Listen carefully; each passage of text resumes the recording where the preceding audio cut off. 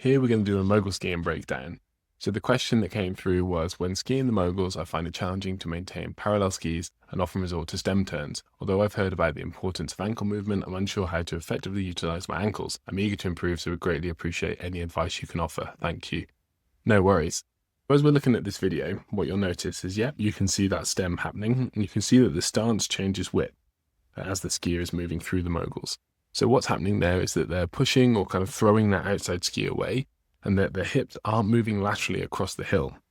That way then it's very hard to maintain a bit of speed control, because when the outside ski does hit the bump, all you can do is suck it up back to the body, and you can't actually use absorption speed control here, which is why often the times as it runs through, you can see this skier starts to lose control, like here, and lose balance as they start to hit the bumps. So what you want to do to fix it, or to help manage it, is keep the hips a little bit higher and keep them more on top of the outside foot. So you can think about moving the hips and the outside foot around the same path. So the path that you're taking with the skis here, so you see how the skis have gone a little bit wider than the hips just there.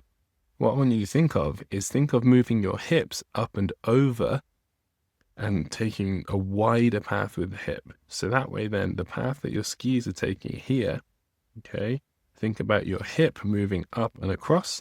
So if I was to pause it here next time, your hips would actually be more over your outside ski, and you'd actually be a bit more on top of them. The line that you're on there is a good one, but get practicing having your hips on top of or stacked over your outside ski as you do it. Then you'll have that feeling of a strong ankle with a hip on top of it.